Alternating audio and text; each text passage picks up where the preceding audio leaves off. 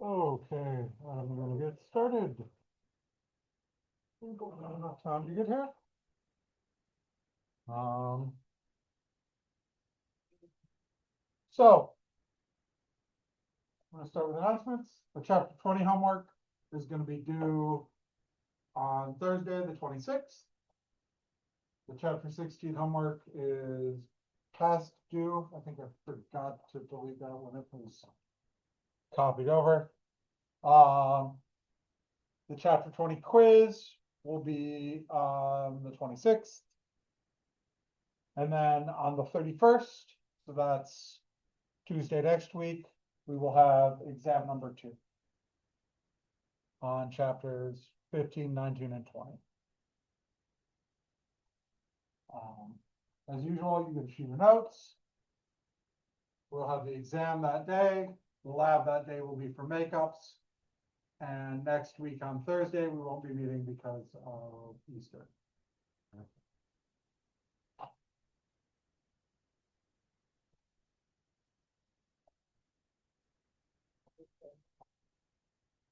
Yeah, next Tuesday.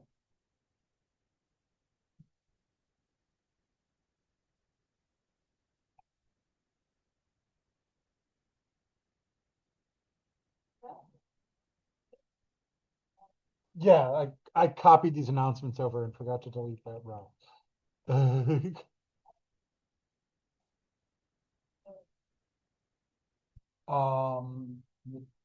chapter 16 homework was passed in. Oh, yeah, that's right. No, the chapter 16 homework isn't due yet. It's not gonna be due for a while because we just started chapter 16. I had not put in the date, which was the issue. Let me look up when that is actually. It's not for a while though.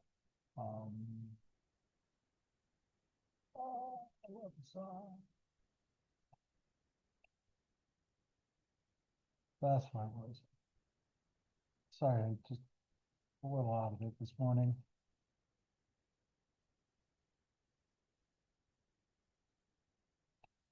So chapter 16 is the chapter we're on right now. That's not due till the 9th. That's right. Chapter 19 would have been what was due last week.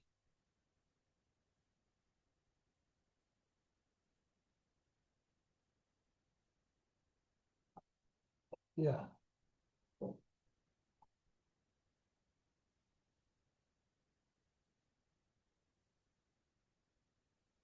So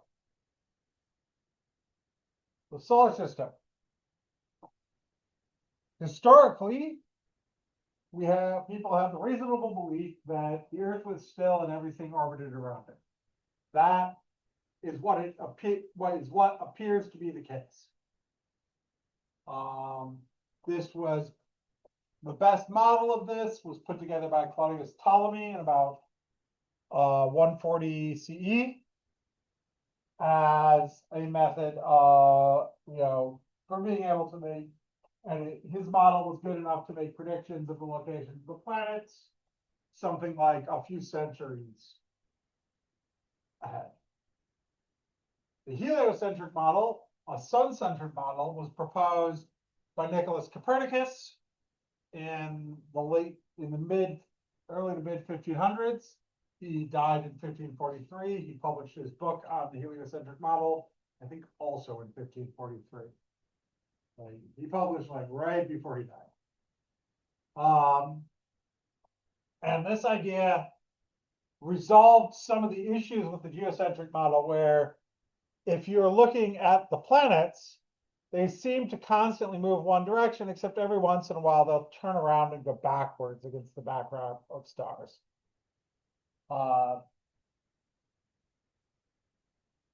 And so this is the difference between the geocentric and the heliocentric models. The geocentric model had to explain this with complicated circles on circles to allow that backwards motion. The heliocentric model could explain that backwards motion by just one planet passing up another. So like if you're in a car that's going faster than another car on the highway, it looks like that car is going backwards. It's just you're moving faster than them. So this is a short video about the geocentric and heliocentric models.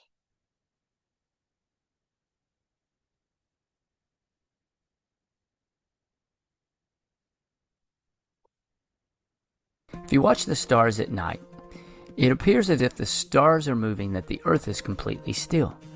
This is an example of apparent daily motion and was used to justify that the Earth was the center of the universe for many years.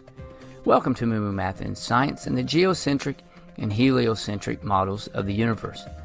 From the perspective of the stars moving, it is very easy to assume that the Earth is at the center of the universe. This was the accepted theory called the geocentric model for many years. Great minds like Aristotle and Ptolemy proposed and supported this view of the universe. Geocentric means Earth-centered, and it just seemed right. However, there were some problems. For example, sometimes the planets appear to be going backwards or to have a retrograde motion. In order to explain this, small orbits called epicycles, which are orbits inside the orbit, were proposed to help explain this backwards motion. This model of the Earth being the center did not sit well with Copernicus, and in 1543 he proposed On the Revolutions of the Celestial Spheres, in which he explained what many had suspected, that the sun is at the center of the universe, and that we move on Earth along with the other planets around the sun. This is called the heliocentric model.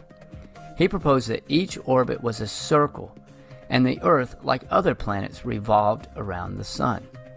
This solved several problems, including the retrograde motion of the planets, arguing that such motion was only perceived or apparent rather than real.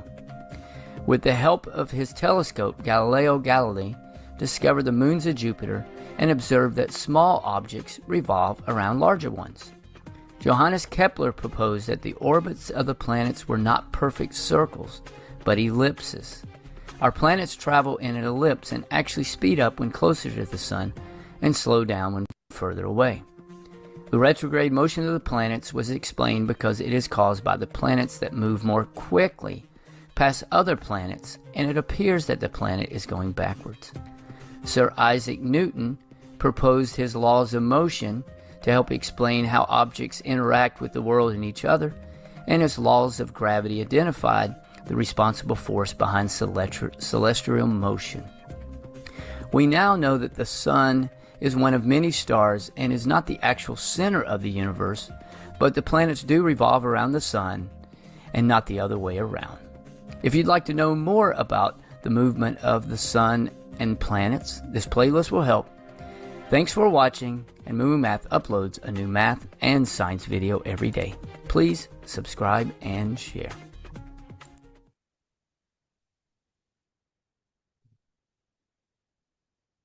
So the person who was able to put together the best model of the heliocentric model of the universe was not Copernicus, because Copernicus made much the same mistake that had been going on for thousands of years. He used perfect circles.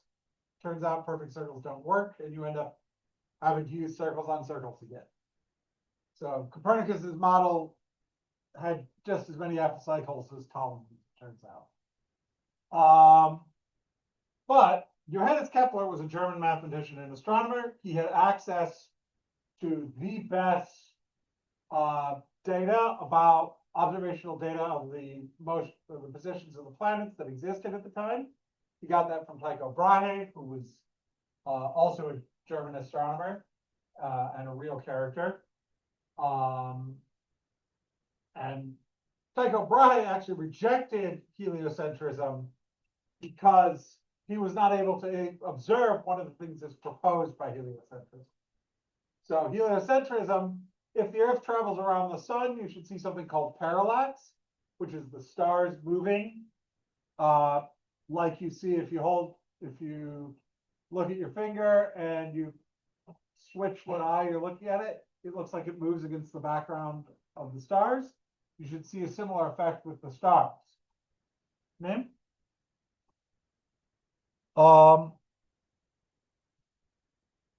And Tycho Brahe, who had the best observations of the sky at the time didn't see any parallax. So he proposed an even crazier model where the sun went around the Earth and all the other planets went around the sun, which was this bizarre hybrid model. But Kepler was able to put together a model that explained the motion of the planets more accurately than anyone else. And the big thing that he did, so he had a couple of crazy ideas that he thought were the case. They didn't fit the data, so he threw them out. And eventually, he was able to, the big thing he did that he was able to figure out was he figured out a trick to reconstruct Mars's orbit, basically. And then he was able to realize that Mars's orbit was not a circle. It was an ellipse. So the most important thing that Kepler did in many ways was that he threw out circles. So Kepler's laws describe the motion of the planets. Kepler's first law is the law of elliptical orbits. All planets move in elliptical orbits around the sun, but the sun is one focus of the ellipse. And he got here by that he had various models, and then there was like an error of a few minutes of arc. So that's a fraction of a degree. But he would not give up. It was 6 minutes of arc. And then he was able to reformat his model by rejecting circles and such. And he went around this in a very weird and sideways way and ended up back in ellipses. He tried ellipses earlier and made a mistake, but yeah. So an ellipse is a figure that's basically a stretched circle. It's symmetric around two unequal axes. You can make it by taking a piece of, and it has two important points called the focuses. And then all the points, if you add up the distance from any point to the two focuses, it's the same for all points. So why is this? This is on, this is working. So a way you can draw an ellipse is by taking a piece of string, pinning down the two ends, and drawing an ellipse like this. So an ellipse has two foci. It has what's called a semi-major axis and a major axis. The semi-major axis is the distance from the center to the end of the longest point. The semi-major axis is what we use to talk about distance from the sun or something. And a circle is actually a special case of an ellipse. It's an ellipse where the two focuses are at the same point. And when we talk about the Earth's elliptical orbit, the semi-major axis is actually the average distance between the Earth and the sun. So the way it works is that in an orbit, the sun sits at one focus. So the distance of the Earth to the sun, the shortest distance will be at this side, the largest distance will be over here. And it turns out the average works out to be the semi-major axis. Shortest plus longest divided by 2. And the average distance from the Earth to the sun is the semi-major axis. That is 1 astronomical unit, which is 1.5 times 10 to the 8th kilometers. So the law of equal areas. So some imaginary line, so a radial vector that joins a planet to the sun will sweep out equal areas in equal portions of time. So not only is it not a circle, you don't move around that orbit at a constant speed. You go faster when you're closer to the sun and slower when you're further from the sun. The idea is that if you draw a line from the Earth to the sun, it will sweep out an equal area in equal times. So when it's closer to the sun, it has to travel further around the orbit to get the same area because it's closer. So the height of the triangle is smaller. And when it's further from the sun, it sweeps out it doesn't have to travel as far because it's got a taller triangle. It's a taller triangle.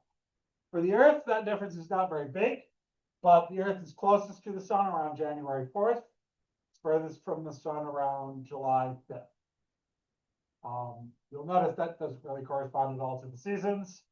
That's because the difference is tiny. It's only a few percent. So perihelion is the point where the sun is closest to the sun. It's 91,398,199 miles. And that's the point when the speed around the sun is the fastest. It occurs for Earth around January 4th. Aphelion, which is the furthest point in the planet's orbit around the sun, the speed is the slowest. Aphelion occurs for Earth around July 5th.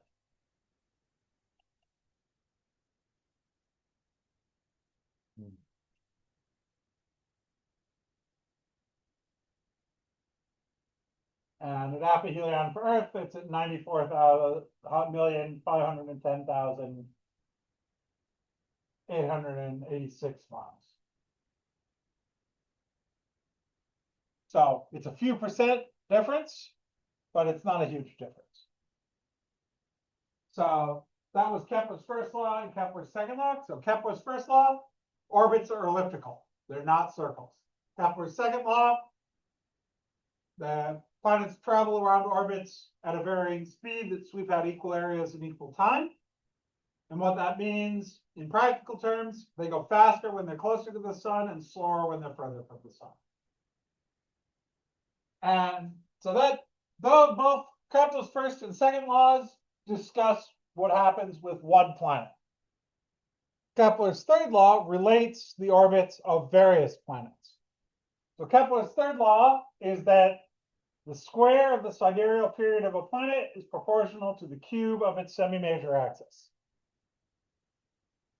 That means if you square the amount of time that a planet takes to travel around the sun in years, it is equal to the distance of the planet from the sun in astronomical units, the distance of the Earth from the sun, cubed. So that is just telling you the relationship between the time it takes to orbit and how far the orbit is from the sun. So the further from the sun you are, the longer it takes to orbit. And there's this relationship where the distance from the sun cubed is proportional to the time it takes to orbit squared. And if you use years for the time and astronomical units, the distance from the Earth to the sun, for the distance, the semi-major axis, then this formula becomes nice. There's no proportionality constant anymore, because 1 year squared equals 1 astronomical unit cubed, basically. Normally, you'd have some constant to convert in this formula, but it goes away if you choose the right units. So if you choose years in astronomical units, then you can do this just by period squared equals semi-major axis cubed. So for example, if the planet is orbiting at 5 astronomical units, which is roughly where Jupiter is, then the period squared will equal 5 astronomical units cubed. The period squared will be 125, and the square root of 125 is 11.2 years. Again, that's roughly the time it takes for Jupiter to make an orbit. So here's a video about Kepler's laws.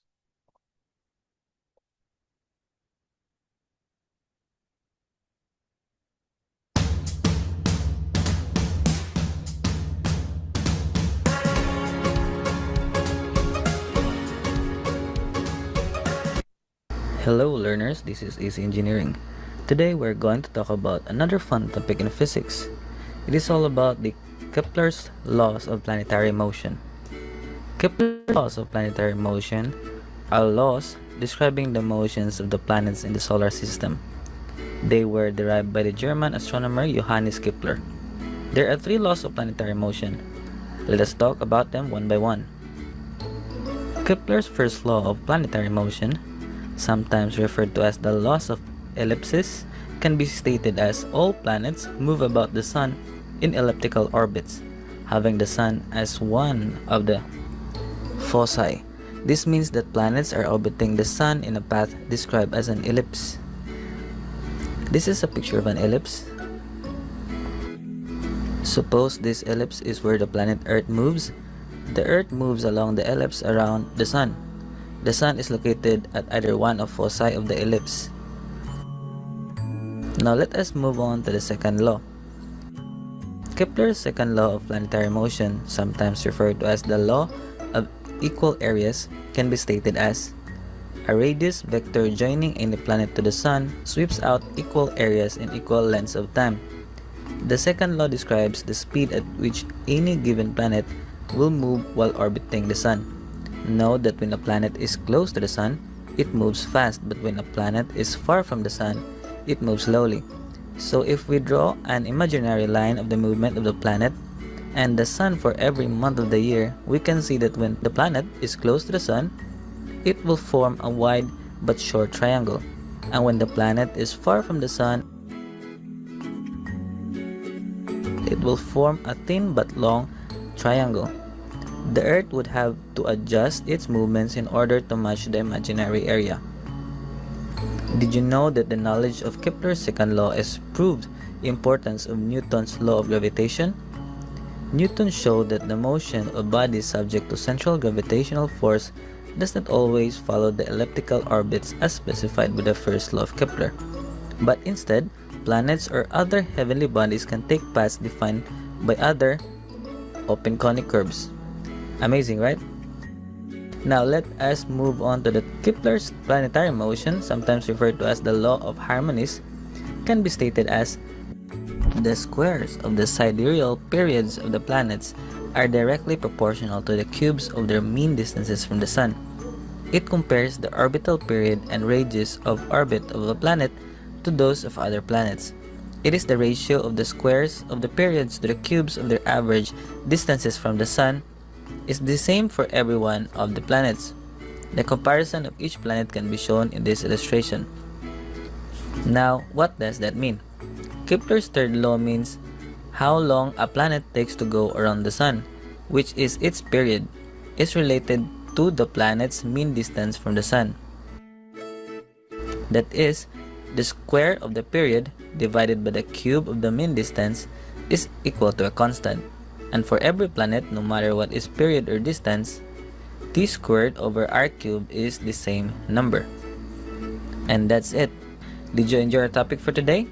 I hope you certainly did. See you again next time for more interesting and fun topics only here in Easy Engineering. We make engineering topics easy and fun for you.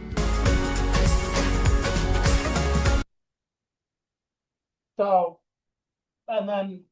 so in that video, they mentioned this, period squared over semi-major axis cubed equals some constant k. The thing is, if you use years in astronomical units for the solar system, that constant k is just equal to 1, which makes the calculation easier. So let's calculate the period of a planet whose orbit has a semi-major axis of 1.52 astronomical units. So the period squared is the semi-major axis cubed. So period squared equals 1.52 AU cubed. 1.52 AU cubed is 3.51. Then we can take the square root of both sides. So the square root of 3.51 is 1.87 years. And this would be the planet Mars. Mars has a semi-major axis of 1.52 AU, and it takes 1.87 years to orbit the Sun. And here we have the period of a planet whose orbit has a semi-major axis of 30 AU. Period squared is semi-major axis cubed. 30 AU cubed is 27,000. Square root of 27,000 is 164 years. And this would be the planet Neptune. Planet Neptune takes 164 years to orbit around the Sun. And it turns out if you combine the idea of Kepler's third law with some of Newton's laws of gravitation and motion, you can get a more refined version that works for any set of objects orbiting each other. So Kepler's third law is for the solar system. It's for stuff orbiting the sun. But it is possible to modify Kepler's third law slightly to handle any set of objects orbiting each other, where you get this constant is related to the masses of the objects. And that's extremely useful because it actually allows us to measure the mass of various things out in outer space. So if we want to find out the mass of a star, we can look at if it's in a binary system with another star, we can look at how it orbits and obtain information about its mass. So let's look at things in our solar system. So 99.87% of the mass in the solar system is in the sun. The sun dominates the solar system.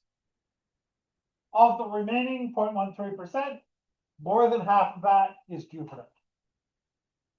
The sun is by far the biggest thing in the solar system, and then Jupiter is more than half of what remains. Now, planets with orbits smaller than Earth's are classified as inferior. Planets with orbits larger than Earth's are classified as superior. This is just in the, let's get this not gonna fall off. That's just in the tradition, the original meanings of superior and inferior, which mean above and below. Superior planets are above us, they're further from the sun. Inferior planets are below us, they're closer to the sun. That's just what those names in Latin originally meant. All planets orbit counterclockwise if you look down from above the North Pole. So all the planets orbit in the same direction around the sun, and all planets, with a couple of exceptions, rotate around their axes in that same direction. You look down from above the North Pole, all of the planets, with two exceptions, also rotate counterclockwise. The two exceptions are Venus, which rotates clockwise very slowly. In fact, the time it takes to make one rotation is longer than the time it takes to go around the sun. So basically its day is longer than its year. And the other one is Uranus. Uranus is basically tilted on its side. It rotates, its tilt is basically 90 degrees, so it basically rotates on its side. Technically, if the axis had started pointing up and was rotating prograde, it had slightly rotated beyond 90 degrees. But it's basically on its side.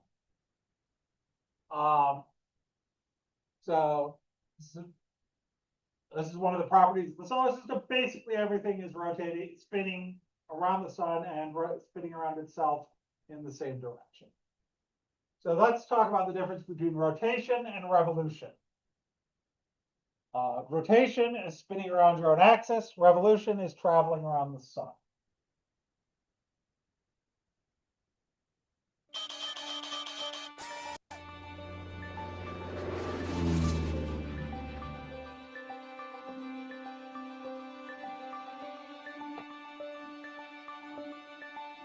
Have you ever wondered about how Earth moves? Earth moves in two ways, rotation and revolution. Earth rotates counterclockwise on its axis, which is an imaginary line that runs through its center and passes through the north and south poles. It takes Earth 24 hours to make one spin. One complete spin of Earth on its axis is called a rotation. This is what creates days and nights. Early in the morning, the sun rises in the east. If you are at a beach on the Atlantic Ocean, you can see the sun appearing as if it is rising from the waters in the horizon. Earth is rotating so that this particular location is being exposed to the sun. When it begins spinning out of the sun's light, it appears that the sun is setting or slowly falling back down. This is the Earth spinning away from the sun's light. If you are at a beach on the Atlantic Ocean and the sun has set, then the sky becomes darker because Earth is rotating away from its light source. Earth rotates to face away from the sun for about 12 hours. It takes 24 hours for Earth to rotate on its axis, but it moves in another way as well. Earth follows a slightly elliptical path around the sun. One revolution around the sun takes 365 days on Earth. One full orbit around the sun is called a revolution. The exact amount of time it takes for Earth to make a complete orbit around the sun is actually 364 1/4 days. Since you can't have part of a day calculated into the calendar, leap years are created. A leap year happens every 4 years, when the year has one extra day added into the calendar. The day added every 4 years is always February 29th. So every 4 years, the month of February has 29 days instead of 28. This is a result of Earth's revolution around the sun. Earth's rotation and revolution are very important to us. Earth's movements on its axis and around the sun are what creates days, nights, and years for people on Earth. Rotation and revolution of Earth result in lightness and darkness, the seasons, and the length of day.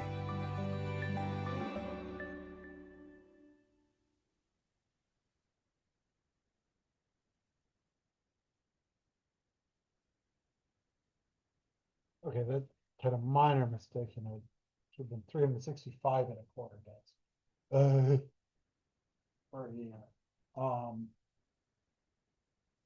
So let's talk about the planets.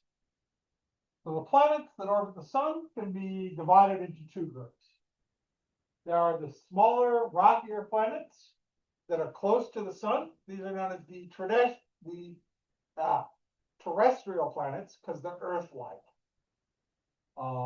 So they're relatively small. They're mostly made of rock or metal, so they have a higher percentage of massive non-gaseous elements, and they're relatively close to the sun. And then there are the Jovian planets, which are further from the sun, more spread out. They have a high percent of less massive, more gaseous elements. These are the gas giants or the Jovian planets, and these are the ones further from the sun. So the terrestrial planets are Mercury, Venus, Earth, and Mars. And the Jovian planets are Jupiter, Saturn, Uranus, and Neptune. And there's a bunch of differences between them. Terrestrial planets are small. They don't have many moons. They don't have rings. They're relatively dense. Jovian planets are not very dense. They're large. They have lots of moons. They all have rings, things like that. So here are the individual planets drawn to scale with the sun in the background. You can see the terrestrial planets are quite small. The Jovian planets are quite a bit larger because they're both more massive and less dense.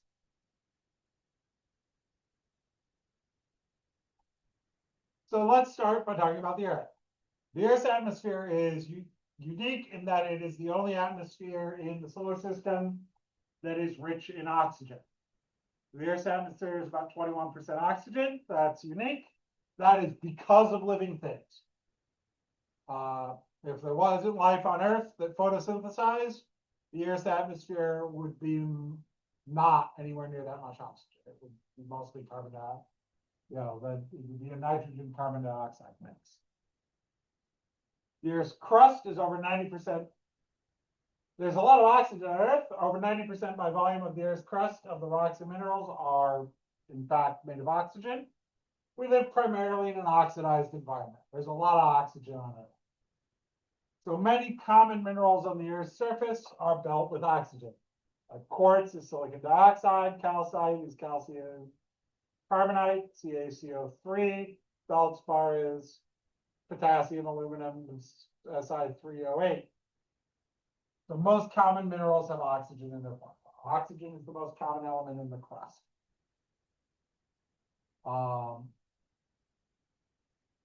And the planet Earth is not a perfect sphere. It is an oblate spheroid. What that means is that it's fatter around the equator and flatter at the poles. It bulges out. The bulging at the equator is due to its rotation. Basically, it's spinning enough that it bulges out of the equator. So at the poles, the diameter is about 43 kilometers less than it is at the equator. But because the diameter is around 12,900 kilometers, this is not a huge fraction. So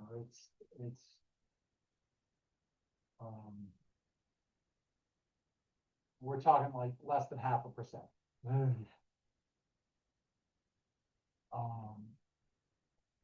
But it does have some effects.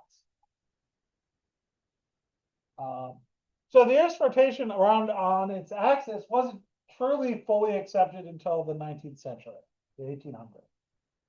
Turns out it's very difficult to prove the Earth is actually rotating because everything is rotating with us. So it's hard to demonstrate the Earth is rotating. But in 1851, the French engineer Jean Foucault was able to design an experiment that demonstrated that the Earth was spinning. This is with something called the Foucault pendulum, which is a very long pendulum with a heavy weight at the end. If you'd like to see one of these, the Museum of Science and Industry has two. And basically what happens is that the Foucault pendulum will stay in place and appear to rotate because the Earth will rotate underneath it. So it will swing back and forth as the Earth rotates underneath it. And this will cause the Foucault pendulum to basically rotate throughout a day. There's some additional effects based on the fact that you're not. So if you were at the North Pole or the South Pole, it would rotate once every 24 hours. But because we aren't at the North Pole or the South Pole, the amount of time it takes is a little bit different. I believe it is 36 hours here in Chicago. So it takes a little bit longer. The closer you get to the equator, the longer it takes. And at the equator, it would take forever. But this is a proof of Earth's rotation. One of the ones at the Museum of Science and Industry is set up with a bunch of things it can knock down, so you can see how far it's traveled in a day. And the Foucault pendulum will swing back and forth as the Earth moves underneath it. So here is a Foucault pendulum, and we'll talk about this will show about how this demonstrates the rotation of the Earth.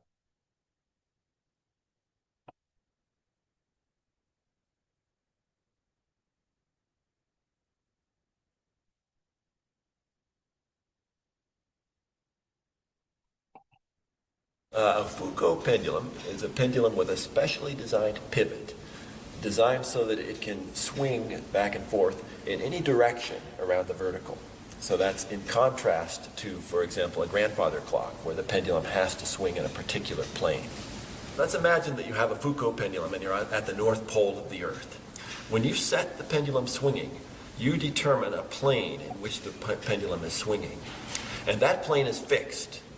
So as the Earth rotates underneath the plane of the pendulum swinging.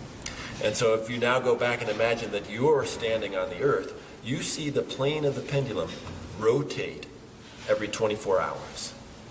Now, as you go to lower latitudes away from the North Pole, the time that it takes the plane of the pendulum to rotate around lengthens. And in fact, at the equator, the plane doesn't rotate at all. At the latitude of Hanover, it takes 35 hours for the plane to rotate. So if you look at this pendulum here, if we look at it a few minutes from now, we won't even be able to detect that the plane of the pendulum swing has changed. But if you come back in an hour, you will definitely see that it's moved a little bit. And if you come back in 9 hours, this plane of this pendulum here will have rotated by 90 degrees, a very distinct change that you can easily see. Plane of the pendulum swing is also affected, for example, by the revolution of the Earth around the sun. And so, for example, if you have a Foucault pendulum at the North Pole of the Earth, not only will it rotate around every day because the Earth is rotating, but you will also get a much longer rotation over the period of a year from the revolution of the Earth around the Sun. So if you think about it, this Foucault pendulum here is a kind of rotation meter. It's a way of measuring rotations. A suitably placed Foucault pendulum can be used to detect the rotation of the Earth, or the revolution of the Earth around the Sun, or in principle, you could use a suitably oriented Foucault pendulum to measure the rotation, for example, of the solar system around the galaxy. So this brings up the question: the Foucault pendulum is sensitive to rotation, but rotation around what? And there's been a lot of speculation in physics and philosophy about that question. Ernst Mach, a 19th and 20th century physicist, put forward the conjecture that the Foucault pendulum is measuring rotation relative to the universe as a whole. Makes a kind of interesting connection between a local physics experiment here in this room and the universe as a whole. And the problem that people bring up is, how can this pendulum here somehow know something about the entire universe? So it remains as an unproven conjecture, more in the realm of philosophy than in physics at this point.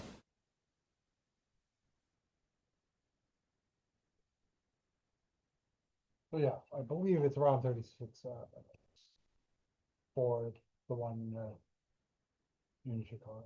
This video is sponsored by Brilliant.org. This is a really big pendulum, and unlike the pendulum in a clock, this Foucault pendulum at the University of Puget Sound is free to swing in any direction. It takes about 8 seconds for it to go from there over to here and back, but that's not the motion that I want to show you. Now, this is not an interactive exhibit, but I have special permission. The motion I want to show you is too slow for you to see, so I'm going to speed things up in this video, about 480 times, so that you only see the pendulum when it's at this point in its swing here. And doing that will compress the next 32 hours into 4 minutes of video. We're going to try science. Played back at this speed, the pendulum appears to move around the room, but that doesn't really grasp what's really happening, because the ground is what's moving. It's rotating. You are watching the world turn. Let me explain. The pendulum ticks back and forth due to the law of inertia, which states that an object in motion stays in motion, unless something acts on it. So the pendulum continues to swing along this plane of motion, and from its point of view, it's just swinging back and forth along that same plane. From the pendulum's point of view, the ground is what's moving. Now, while that's incredible if you ask me, it can also be hard to grasp, so I want you to picture this. A Foucault pendulum placed at the North Pole would appear to complete a clockwise circle once every 24 hours, as the Earth completes a day by rotating beneath it. But that isn't always the case, because at the poles, the relative rotation between a pendulum and the Earth's axis is at its maximum. So the closer you move a pendulum towards the equator, the longer it takes for a so-called pendulum day to take place. That's the amount of time it takes for a Foucault pendulum to move around the room, as it were. Here at the University of Puget Sound, a pendulum day is about 32.3 hours long. Now the reason it isn't 24 hours here is because the Earth is a sphere. So, the closer you put a pendulum to the equator, the further it is from the Earth's axis. And the greater the difference in angle between the Earth's axis and the plane that the pendulum is on. The greater that difference is, the less relative rotation there is between the pendulum and the Earth. So it takes at least 24 hours to see one pendulum day, and potentially much longer. You can actually figure out your latitude just by watching and timing a pendulum as it moves in this way, but of course there's easier ways to do that. It's now 5:30 in the morning, but I'm awake and ready to get back at it. At the equator, a pendulum day lasts forever. And that's because at that location, a pendulum is perpendicular to the axis of rotation, the planet and the pendulum's plane are not moving in relation to one another. Here in the northern hemisphere, Foucault pendulums rotate clockwise because of the Earth's rotation. And that rotation also causes sundial shadows to move clockwise. I mean, it's probably where we got the term clockwise in the first place. If we put a pendulum at the South Pole, it goes counterclockwise, but again, it takes 24 hours. We talk about the sun rising and setting, but that only appears to happen because of Earth's rotation. And up until this experiment was done, we could only assume that the Earth was spinning due to our observations of the sun, of the moon, and of the stars. But no one had figured out how to do an experiment to actually test that until 1851, when a physicist named Leon Foucault came up with this. And that provided the very first simple proof that the Earth rotates. He did all of that using nothing but a pendulum, and if you ask me, that is pretty remarkable. And that is a pendulum day. Now, it's worth noting that most Foucault pendulums on display, like this one, have an electromagnet at the top. But that's just to keep them going forever. You could just use a normal pendulum to do this experiment and get the same results. It just wouldn't last as long. And maybe that's a good thing, because this took me a long time. Making this video took math, engineering, physics, and a lot of effort. And I put in that effort so that I might inspire you to learn more about this incredible world around us. And that is why I've teamed up with Brilliant.org to help make that possible. Brilliant focuses on problem-based learning. Okay, we don't have to sit yet. So, you can do something like this, set up a row of dominoes, and over time it will knock the dominoes over. There's something actually set up with one of the pendulums at the Museum of Science and Industry like that. It's got a set of metal flag things that it can knock over. And now the electromagnet is not always in the top, sometimes it's in the bottom, but yeah. They just give it a kit to keep it moving. The pendulum doesn't rotate in reference to the fixed stars, and this is basically experimental proof of the Earth's rotation. So the terrestrial planets. The terrestrial planets are Mercury, Venus, Earth, and Mars. Due to their physical and chemical characteristics, they're similar to Earth. And because we live on Earth, we have an Earth bias. We call them terrestrial planets. All 4 terrestrial planets are relatively small in size.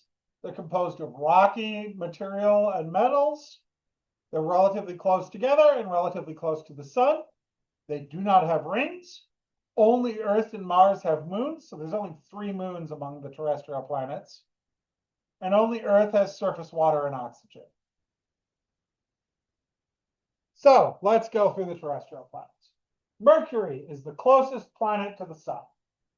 It has the shortest period of revolution. It only takes 88 days to travel around the sun and is the fastest moving. It rotates in 2/3 of that, so 50 odd days.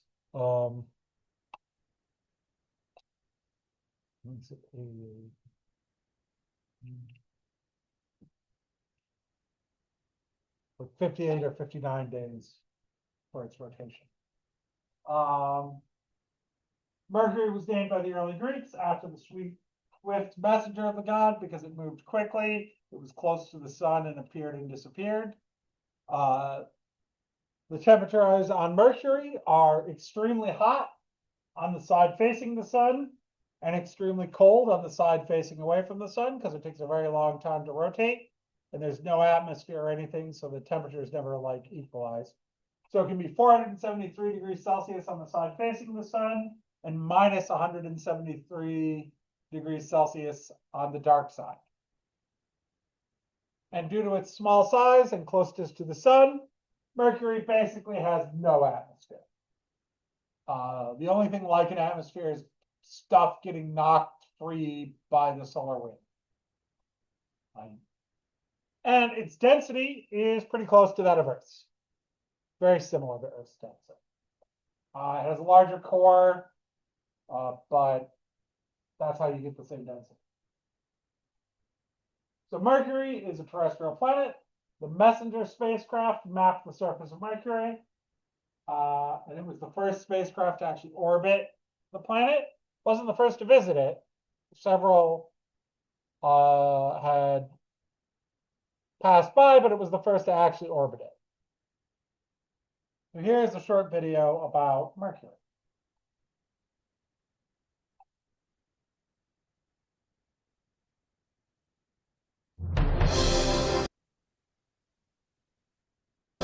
The planet Mercury is named after the messenger of the Roman gods, because even the ancients could see how swift and fleeting it is in the sky. But it wasn't until recently that scientists began unraveling Mercury's many mysteries. Mercury is the smallest planet in our solar system. Its diameter currently measures just over 3,000 miles, about the size of the continental United States. Like Earth, Mercury is a terrestrial planet with three main layers: a core, a mantle, and a crust. Only Mercury's crust has no tectonic plates. Also, its iron core is enormous by comparison, making up 85% of its radius, while Earth's inner and outer core account for just 55%. Because of the core's exceptional size, it's had a surprising influence on Mercury's overall size by causing it to shrink. The hot iron core has slowly cooled and contracted over the planet's 4.5 billion years. In doing so, it pulled Mercury's surface inward and has caused the planet to shrink radially by more than 4 miles. This shrinking planet is also the planet closest to the Sun, orbiting our solar system's star at an average distance of roughly 36 million miles. Such proximity affects Mercury's atmosphere, or rather, the lack of one. It only has a very thin exosphere, which is traditionally the outermost layer of a planet's atmosphere. This exosphere is made of oxygen, sodium, hydrogen, helium, and potassium, all whipped up from the planet's surface by solar winds. The lack of atmosphere and close proximity to the Sun also makes Mercury a planet of extremes. The surface temperature can climb to 800 degrees Fahrenheit during the daytime and fall to 290 degrees below zero at night. Mercury's proximity to the Sun is also the reason behind its age-old reputation of being swift and fleeting. The Sun's gravity pulls harder on Mercury than any other planet, and like all planets, Mercury travels in an elliptical orbit, slowing down when it's farther away from the Sun and accelerating as it draws closer. Clocking in at an average speed of over 100,000 miles per hour, Mercury slings around the Sun in just 88 days. From Earth, Mercury is difficult to observe because it's fleeting and so close to the Sun. And so far, it's only been visited by 2 spacecraft, NASA's Mariner 10 and Messenger.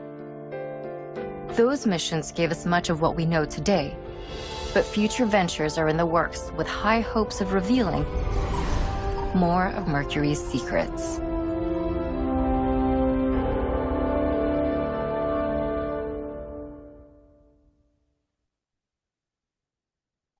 So Venus is the planet whose orbit is closest to Earth's orbit. And it's the third brightest object in the sky after the Sun and the Moon, because it's relatively close to the Sun, relatively close to Earth, and it has an enormous albedo. It reflects a lot of light, unlike other nearby planets. So like the Earth's albedo is like 33% or something. The moon's is like 7%. Venus's is 70% because it's entirely covered in clouds. And due to its brightness, it was named after Venus, the goddess of beauty. The surface of Venus cannot be seen from Earth because of the dense, thick clouds that cover the planet. A few probes were sent down to the surface. None of them lasted very long because it's hellish down there. The longest lasting one lasted a few minutes over 2 hours.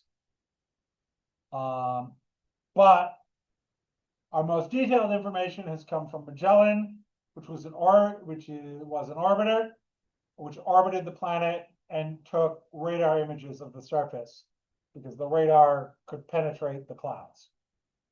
And the surface of Venus is composed of black hot rock, which we know from both Magellan radar images and from the Minerva probes that actually made it to the surface.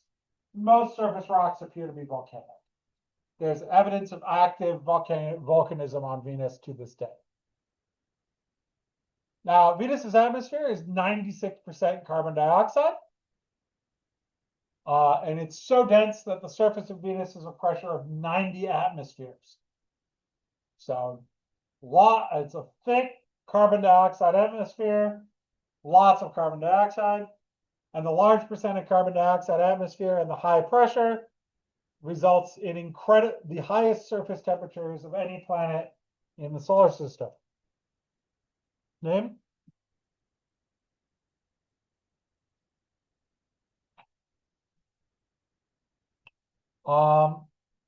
Due to the greenhouse effect. And in fact, the surface of Venus gets up to 477 degrees Celsius, which is hot enough to melt lead. Which is why it's very hard to send probes down to the surface, because they have to handle enormous pressures and temperatures. Hence why the longest lived one lasted 2 hours. And radar images have revealed relatively few impact craters because both active volcanism is remaking the surface, and the thick atmosphere stops most meteors. And most of these craters are fairly large because smaller incoming objects get burned up in the atmosphere. So this is a radar map of Venus with an inset. This is an image of the surface from Minerva 13, which was the longest lasting of the Russian probes that were sent down to the surface. The atmosphere rotates faster than the solid planet. The planet rotates in a retrograde direction, and the day is longer than the year. It's very slow rotation. And it's thought the reason it's rotating backwards and very slowly is because of some large impact early in the solar system's history.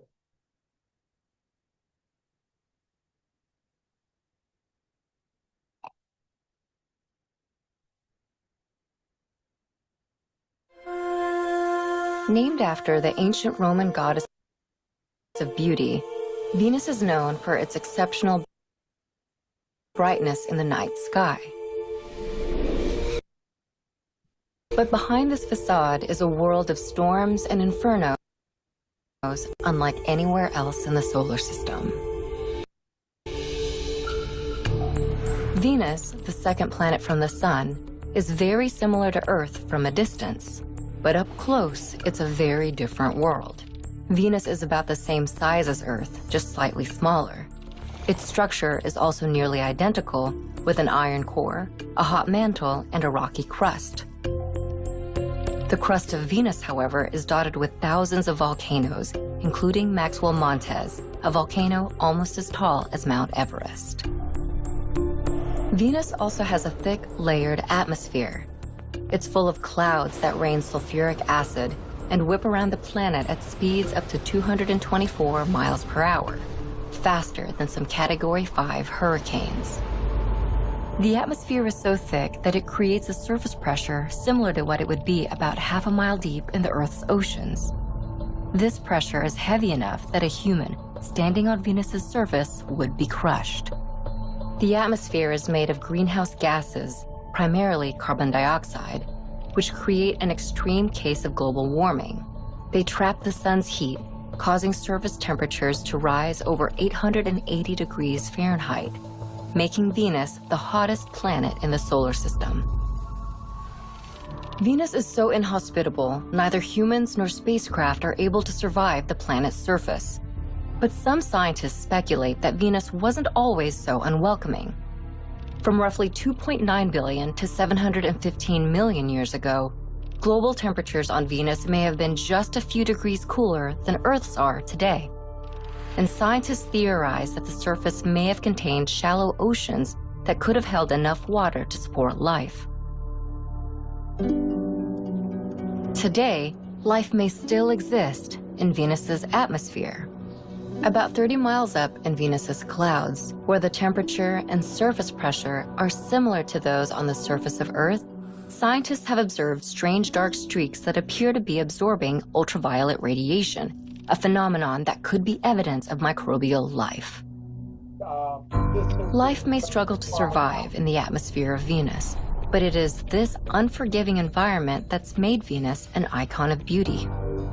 It reflects 70% of all the sunlight that reaches the planet, which is why Venus shines more brightly than any other planet or star in the night sky. While more than 40 unmanned spacecraft have visited this infernal world, Venus, so illuminated in the darkness of space, still has much to reveal.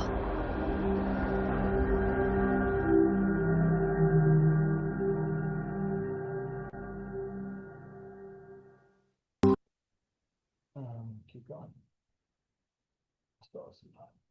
So, Mars. So we talked about Venus. Venus is near us and is incredibly hot. Mars is near us and is cold. As the sort of the opposite issue from Venus. The greenhouse effect wasn't strong enough or weakened, and it froze. So it used to have water on it. It used to be warmer, and it got colder. So Mars had a red color as viewed from Earth and was named for the Roman god of war. It is red because of all the rust in the soil. Like you get red rocks on Earth from oxygenated iron. The dust on Mars is oxygenated and is full of iron oxide and is red.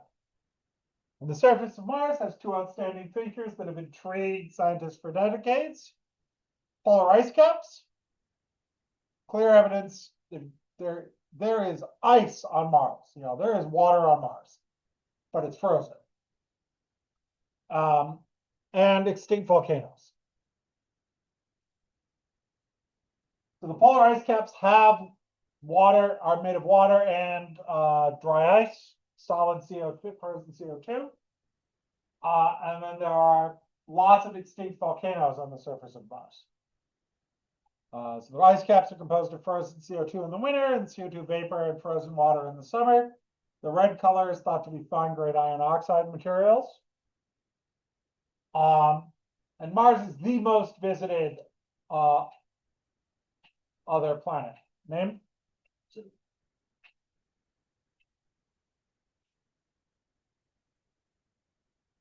So, Mars is the most explored other planet than Earth. So, in 1997, pictures of the Martian surface were sent to Earth from a mobile radio-controlled rover, the Sojourner. In 2004, two more rovers, Spirit and Opportunity, landed on opposite sides of the planet and were able to confirm that Mars once had water on its surface. In 2005, the Mars Reconnaissance Orbiter was launched. Subsurface ice was found, not by that, by another thing, and the amount of water in the polar caps was calculated. In 2012, the Curiosity rover, containing a mobile lab, landed on Mars, and the goal was to see whether conditions have been suitable for microbial life and to search for past life. No life has been detected. Scientists are still working, and there were some really big recent discoveries that are still being peer-reviewed and worked out if there really is evidence of past life or not. But these are from Perseverance, the more modern rover. So in 2021, the Perseverance rover with the Ingenuity helicopter landed on Mars. It has been traveling around. It's been collecting up samples that it is leaving behind to be picked up by a later mission, which hopefully will happen. So Curiosity and Perseverance are these large rovers that are currently exploring Mars. So Curiosity landed in 2012, Perseverance in 2021.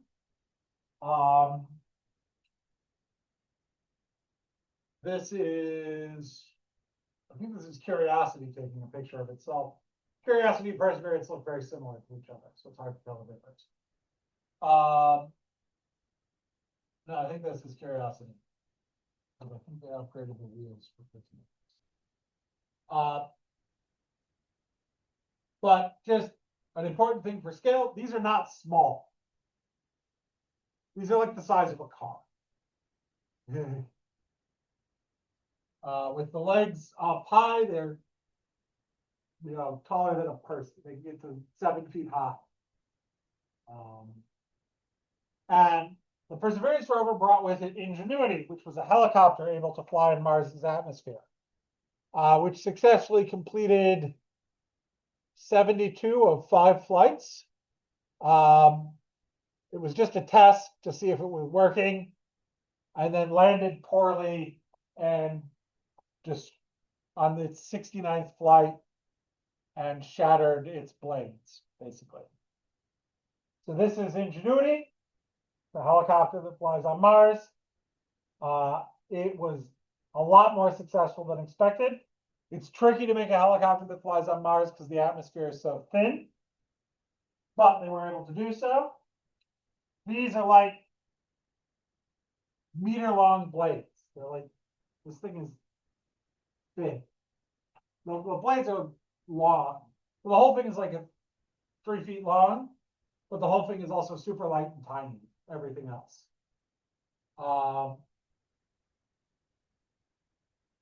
And so the process of landing these rovers is kind of complicated because you can't,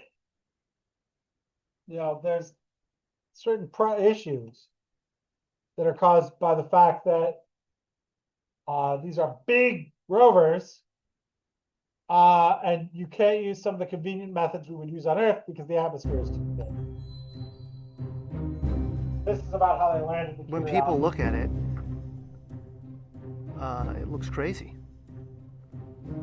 That's a very natural thing. And Perseverance was very Sometimes when similar. we look at it, it looks crazy. Slightly more complicated. It is the result of reasoned engineering thought. But it still looks crazy. From the top of the atmosphere down to the surface, it takes us 7 minutes.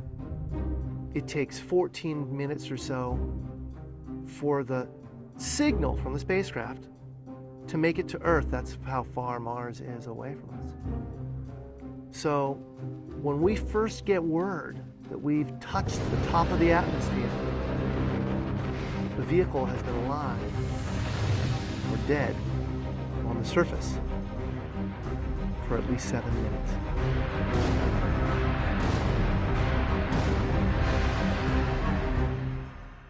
Entry, descent, and landing, also known as EDL, is referred to as the 7 minutes of terror because we've got literally 7 minutes to get from the top of the atmosphere to the surface of Mars, going from 13,000 miles an hour to 0 in perfect sequence, perfect choreography, perfect timing, and the computer has to do it all by itself with no help from the ground.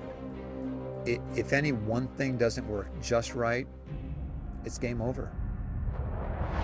We slam into the atmosphere and develop so much aerodynamic drag. Our heat shield, it heats up and it glows like the surface of the sun. 1,600 degrees. During entry, the vehicle is not only slowing down violently through the atmosphere, but also we are guiding it like an airplane to be able to land in a very narrow constrained space. This is one of the biggest challenges that we're facing, and one that we had never attempted on Mars.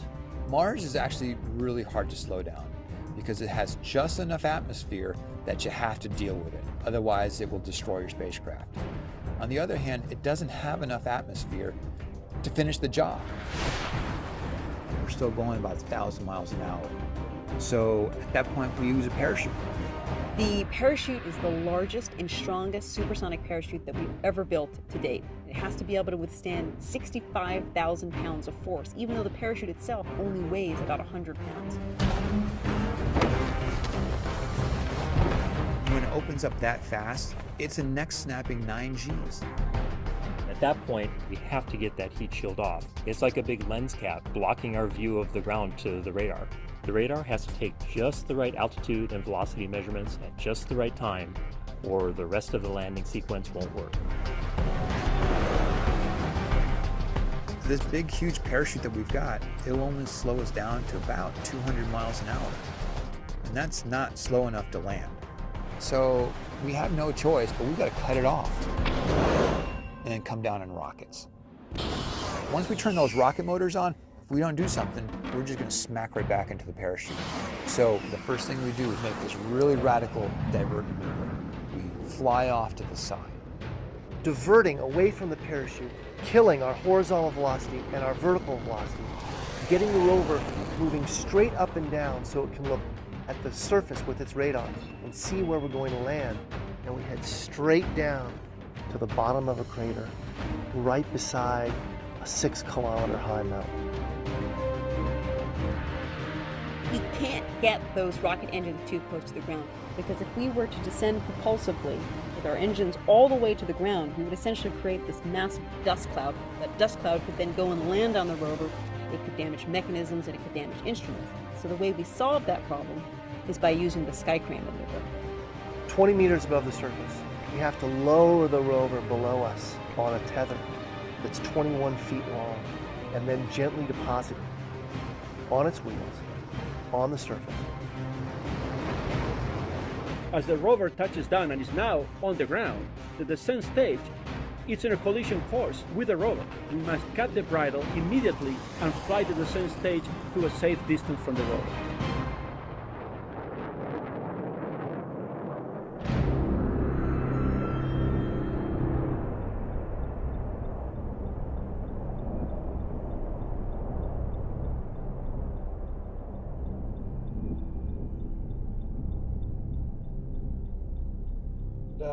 They did that twice.